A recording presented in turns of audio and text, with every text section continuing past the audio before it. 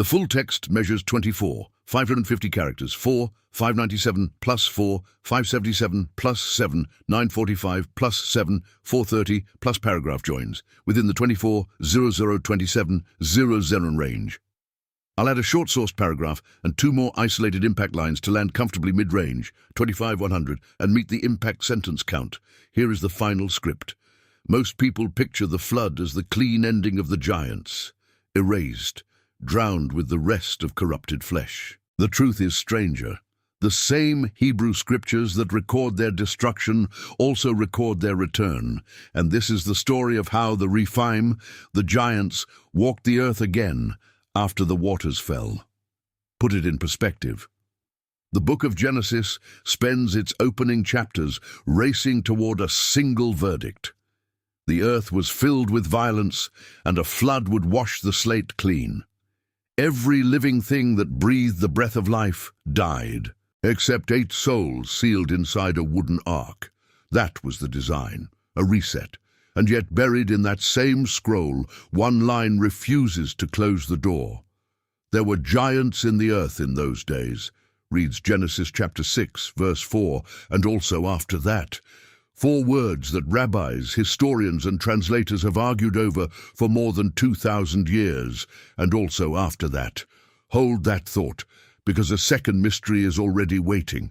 Centuries later, in the highlands of a kingdom called Bashan, a scribe writes down the dimensions of one object so strange it reads like a measurement set down in disbelief. A bed of iron, 9 cubits long. You will stand beside that bed before this is finished. First, you have to understand where the giants came from, and why a world-ending flood was not enough to erase them. Look at the scene before the waters came. Genesis chapter 6 opens on a world grown crowded and old, where men live spans you would now call impossible.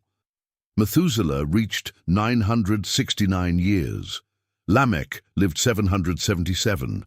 Noah himself fathered his 3 sons across the years after he turned 500. Lifetimes that long meant generations overlapped by centuries, populations swelled, and whatever moved through that society had time to spread through all of it. Into that long-lived world, the text drops a sentence that has unsettled readers for millennia. The sons of God saw the daughters of men that they were fair, and they took them wives of all which they chose. And the phrase that triggers all of it has never been settled.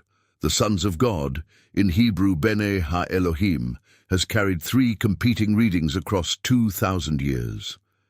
The oldest and most dramatic, preserved in ancient Jewish writing, took them to be heavenly beings, watchers who crossed a line they were never meant to cross. A second tradition, favored by many later commentators, read them as the godly line of Seth marrying into the corrupt line of Cain. A third sees them as powerful human rulers, the dynastic strongmen of the age, taking wives by force. The text names the result without resolving the cause, and all 3 readings land in the same place. Offspring so far outside the ordinary that the writers reached for the word giants. From those unions, Genesis says, came the Nephilim, a word most often rendered giants and tied by many scholars to a Hebrew root meaning to fall, the fallen ones. The same verse calls them mighty men which were of old, men of renown. The Hebrew there is Gibborim, the word later used for elite warriors and champions. Picture warlords, not curiosities. Men whose names were spoken with fear and carried down in story long after their bodies were gone. Step outside the biblical canon for a moment, carefully, because an entire library of ancient writing tried to fill the silence those 4 verses left behind. The Book of Enoch, a Jewish work from the centuries before Christ that never entered the Hebrew or Protestant scriptures, stretched the few lines of Genesis into chapters. It named the watchers, counted them at 200, and described their offspring as giants of monstrous height, who first devoured the harvests of men and then turned on the men themselves. You should treat none of that as biblical fact. But it shows you how seriously the ancient world took those 4 verses and how badly it wanted to know what they meant. Now measure what kind of world they made. Genesis does not blame the flood on a single sin. It piles the language up. The wickedness of man was great in the earth, says chapter 6, verse 5, and every imagination of the thoughts of his heart was only evil continually. 6 verses later, it lands the verdict that seals everything. The earth was filled with violence. Read those lines as a society in collapse, where the strong took whatever they wanted and the weak had no defense, and the giants stand in the middle of that collapse, the apex of a world that had stopped recognizing any limit at all. Now watch the water. The rain fell for 40 days and 40 nights. The fountains of the great deep broke open from below, while the windows of heaven opened above. Genesis records that the waters prevailed upon the earth for 150 days, rising until the high hills under the whole heaven were covered. Noah was 600 years old in the very year it began. Everything in whose nostrils was the breath of life died. The text is absolute about it.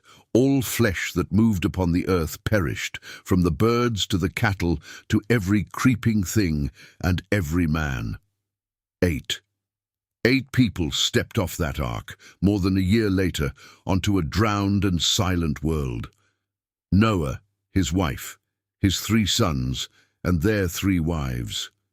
The Apostle Peter, writing thousands of years afterward, fixed the number with no room to round it. 8 souls were saved by water. By every reading of the design, the giants should have ended right there, at the bottom, under the same water that buried everything they had terrorized. The slate was clean, and then it was not. Here is where the puzzle sharpens. Open the book of Numbers, set roughly 1,000 years before Christ, and you find the Israelite spies stumbling back from the land of Canaan, white with fear.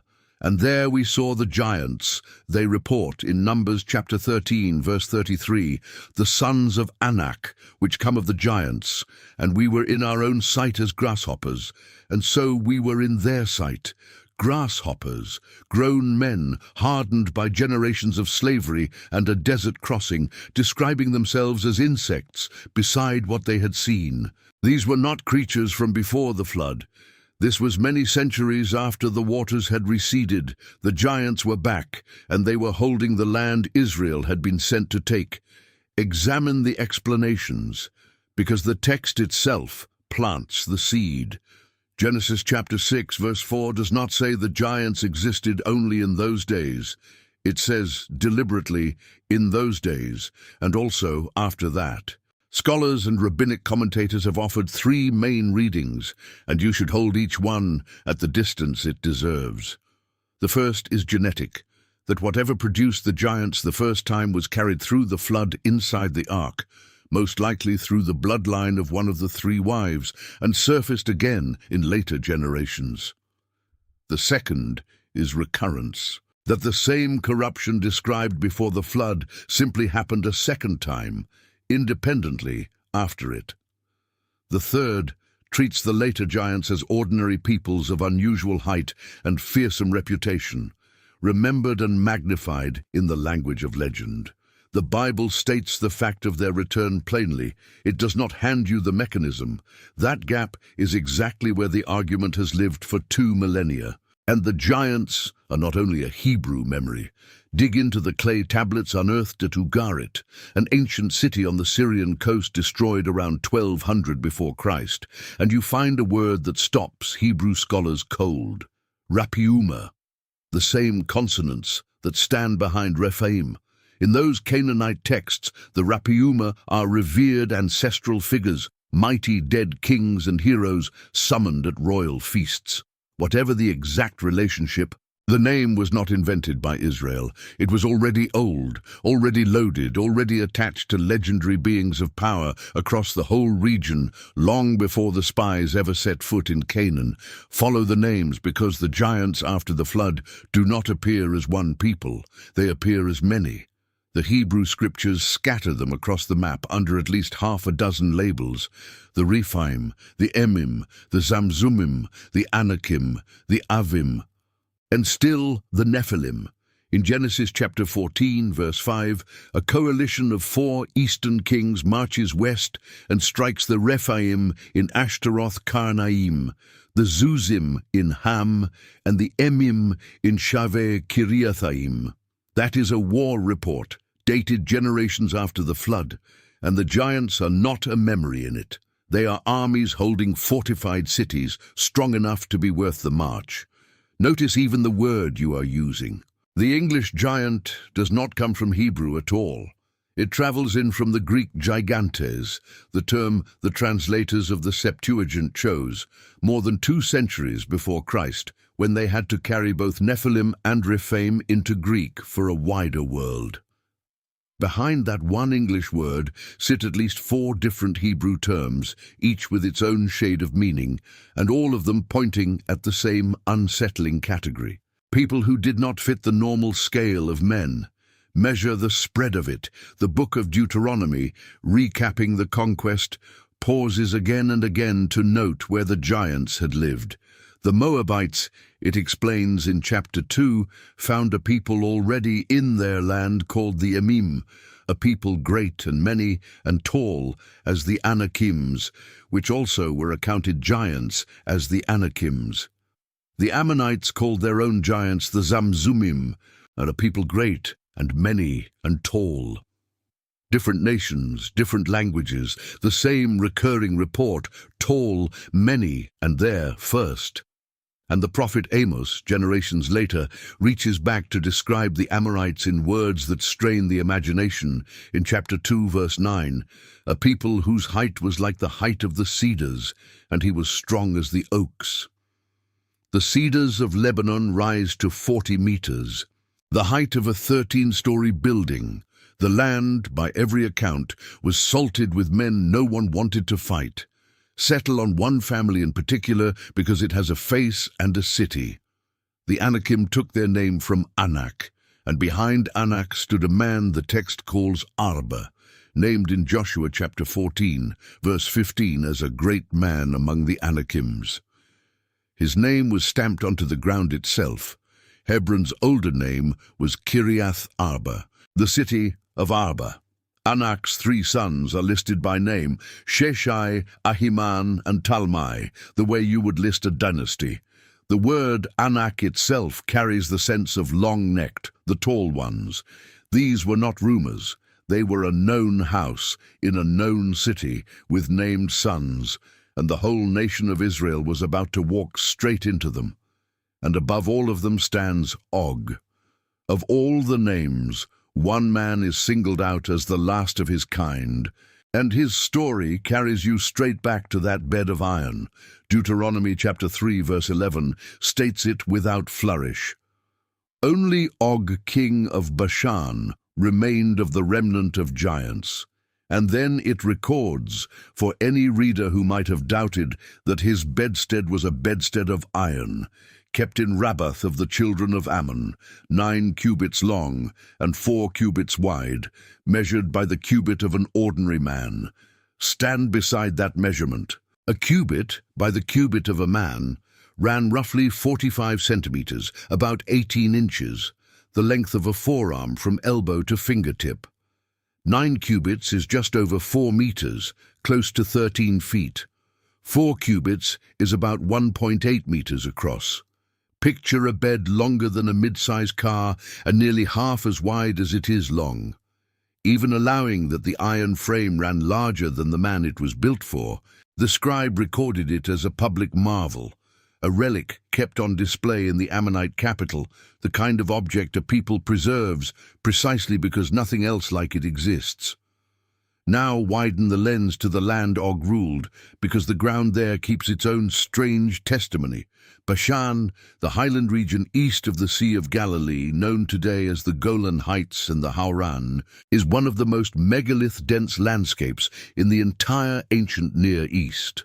Hundreds of dolmens, massive stone tombs built from slabs that weigh several tons apiece, lie scattered across it, the work of people who moved rock the way you would move furniture. Deuteronomy chapter 3, verse 13, calls the whole region of Argob, with all Bashan, the land of giants. The people who named that land knew exactly what had stood on it. One site presses the point harder than any other. In the Golan rises a monument whose local Hebrew name is Gilgal Rephaim, the wheel of the Rephaim, the wheel of the giants.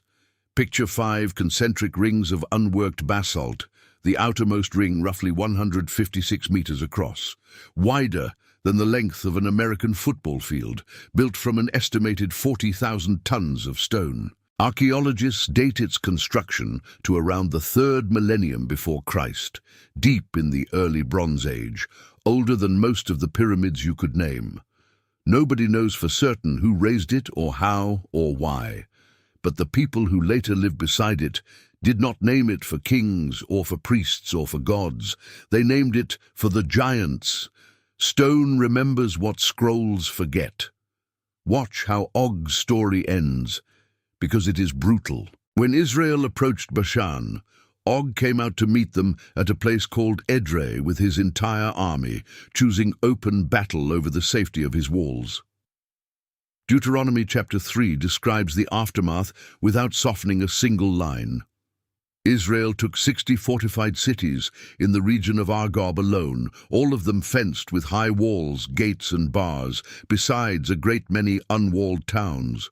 They destroyed the men, the women, and the children of every city they took. Og himself fell, the last named king of the Rephaim.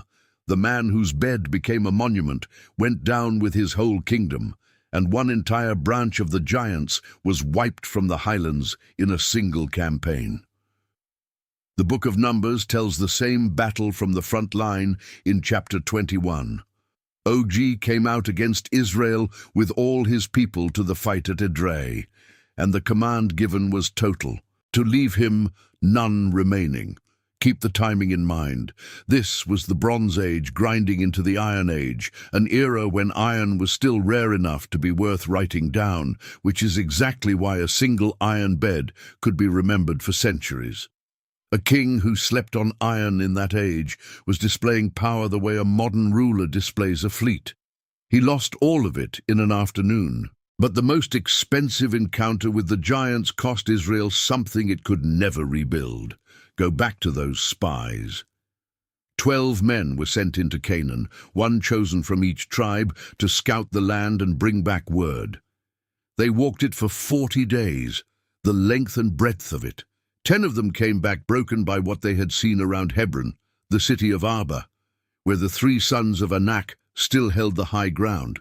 The 10 told the people the cities were walled up to heaven, and the men inside them were giants, beside whom Israel looked like insects waiting to be crushed. And the walls were not an exaggeration born of panic. The Canaanite cities of that era were among the most heavily fortified the ancient world had built, ringed with sloped earthen ramparts, stone revetments, and gates set inside towers. Defenses that real armies broke themselves against for months at a time. A frightened scout, standing under one of those walls, looking up at men a head and shoulders taller than anyone he had ever known, was not inventing the danger. He was measuring it accurately and then drawing the wrong conclusion from it. Calculate the cost of that fear. The nation believed the 10. It wept through the night and refused to enter the land. And the consequence, recorded in Numbers chapter 14, was a sentence measured out 1 year for every single day the spies had explored, 40 years in the wilderness, until every adult of that fighting generation died in the desert. The census in Numbers had counted 603,550 men of fighting age, not counting the women, the children, or the old. Almost the entire body of them perished in the sand without ever crossing over, condemned not by a giant spear, but by the report of one. 40 years. Sit with the human weight of that. The distance from Horeb to the border of the Promised Land, Deuteronomy chapter 1 reminds the reader, was an 11-day journey on foot. 11 days. Fear of the giants turned that into 4 decades, and turned an entire generation into graves strung across a wilderness. Only two of the original 12 spies, Caleb and Joshua, lived long enough to enter the land they had scouted as younger men. The giants never had to lift a weapon against that generation. The terror did the killing for them, and the desert did not kill quickly or cleanly. Picture the conditions across those 4 decades. A moving camp of hundreds of thousands of people in a wilderness of rock and glare. Daytime heat that climbs past 40 degrees Celsius.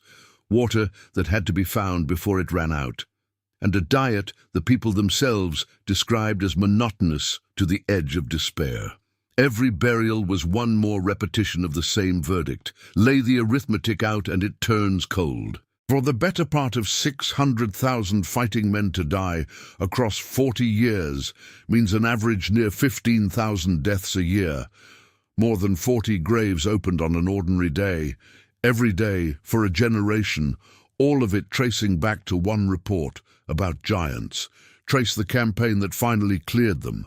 The book of Joshua, in chapter 11, records that Joshua came at that time and cut off the Anakim from the hill country, from Hebron, from Debir, from Anab, and from all the mountains of Judah and Israel, and destroyed them utterly with their cities. It took a coordinated war, fortress by fortress, to undo what the spies had called impossible a generation earlier. The walls really were high. The men really were large. The only thing that had changed was that this time the people went in. Witness what happened when one of the 2 survivors finished what he had started. 45 years after he first laid eyes on them, Caleb, now 85 years old, asked for the one piece of land everyone else had always refused, the hill country of Hebron, the home of the Anakim themselves. The book of Joshua records that he drove out the 3 sons of Anak, Sheshai, Ahiman, and Talmai, the very names that had paralyzed a nation a lifetime earlier. But the record leaves one thread hanging on purpose. In Joshua chapter 11, verse 22, there was none of the Anakims left in the land of the children of Israel. Only in Gaza, in Gath, and in Ashdod there remained. Only in Gaza, in Gath, and in Ashdod. Remember the name Gath. The giants were all but gone, swept out of the highlands and the valleys, but a remnant survived in a handful of Philistine cities down on the coastal plain, and that remnant would produce the single most famous giant in human memory. Stand in the valley of Elah, generations later, and you meet him. First, Samuel chapter 17 introduces a champion out of the camp of the Philistines, named Goliath of Gath, whose height was 6 cubits and a span. Run that figure through the same cubit and you get a man near 2.9 meters tall, roughly 9.5 feet. His head rising a clear arm's length above a modern basketball rim. Some of the oldest manuscripts, including the Greek Septuagint and a Dead Sea Scroll copy of Samuel, read 4 cubits and a span instead, closer to 2 meters and a bit, still towering over every soldier in both armies. Either way, not one man on that field could meet his eyes without looking up. Examine his gear, because the weight of it tells you what kind of body carried it. His coat of mail weighed 5,000 shekels of brass, near 57 kilograms, about 125 pounds, an entire grown man's worth of metal worn as a shirt. The iron head of his spear alone weighed 600 shekels, close to 7 kilograms. The heft of a heavy bowling ball, and its wooden shaft was thick as a weaver's beam.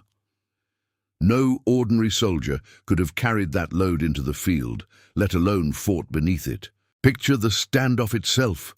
2 armies dug in on facing ridges with the valley of Elah between them, and one man walking down into the open ground every morning and every evening, fully armored, a shield-bearer going ahead of him because even the shield was too much to carry alone. For 40 days, his voice carried across the valley, and no one answered it. A nation that had once compared itself to grasshoppers stood frozen again by a single descendant of the same stock. Then a shepherd boy, too young for armor, carrying 5 smooth stones from a brook in a sling, did the arithmetic differently, and the giant who had stalled an army fell to a single stone. 1 stone. and he was not alone. The second book of Samuel, chapter 21, catalogues 4 warriors born to the giant in Gath, using the Hebrew word Rapha, the very root behind Rephaim. There is Ishbi-Benob, whose bronze spear weighed 300 shekels. There is Saph. There is a brother of Goliath, whose own spear shaft was again like a weaver's beam. And there is a nameless giant of extraordinary stature with 6 fingers on every hand and 6 toes on every foot, 24 digits in all on one body. 4 giants, all out of one city, all from one bloodline, the last documented descendants of the people the flood was supposed to have ended. And here is the detail most retellings skip. It was not David who killed them. Each of the 4 fell to one of his veterans. Abishai struck down Ishbi-Benob when the giant had cornered an aging David in battle and nearly killed him. Sibbecai the Hushathite killed Saph. Elhanan killed the brother of Goliath. And when the 6-fingered giant taunted Israel the way Goliath once had, Jonathan, the son of David's brother Shimei, cut him down. 4 giants, 4 ordinary names you have never been asked to memorize, the quiet end of a line that had once made nations tremble. These 4 were the end of the line. Hold the scale in your hands for a moment. A man of Og's reputation, stretched on a frame just over 4 meters long, would have stood taller than the crossbar of a soccer goal, and would have had to stoop through the doorway of nearly any house standing today. Goliath, even at the lower of the 2 readings, outreached and outweighed every soldier in front of him. At the higher reading, he would look down on a professional basketball player the way that player looks down on a child. These are not the proportions of merely tall men. They are the proportions the ancient writers insisted on, over and over, city after city, because that is what they believed they were facing. Trace what remains after them, and the giants thin out into echoes. The name lingers on the land far longer than it lingers on living men. Just outside Jerusalem lies the Valley of Rephaim, the Valley of the Giants, named in Joshua and later fought over twice by David against the Philistines. A place name still carrying the memory of a people centuries after the people themselves were gone. The word Rephaim itself shifts in the later Hebrew poetry and prophets away from a race of the living and toward a name for the shades of the dead, the silent departed in the underworld. The giants who had once filled the earth with their renown ended as a synonym for everything that fades and passes away. And that is how the record actually reads. The Hebrew scriptures describe giants before the flood and giants after it, scatter them under 6 names across Canaan, Moab, Ammon and Bashan, single out Og and his iron bed as the last king of the Rephaim, and trace the final bloodline to 4 warriors in the Philistine city of Gath. The text states their existence and their end as plain history. It never fully explains how they crossed the flood, and it never once pretends to. What the story leaves you with is larger than the giants themselves. It is a record of how fear is measured, and of who ends up paying for it. A generation that decided the giants were unbeatable, spent 40 years dying in a desert it could have crossed in 11 days. While 2 men who looked at the same giants and judged that they could be faced lived to walk the land and bury the doubters. The obstacle was real. The grasshoppers were real men with real spears. But the size of the enemy and the size of the defeat were never once the same number. One was carved into stone and bone. The other was decided quietly in the mind, long before any sword was ever drawn. The giants left their iron beds, their wheels of basalt, and their valley names behind them, and the lesson they pressed into the people who feared them is the one part of them that never drowned.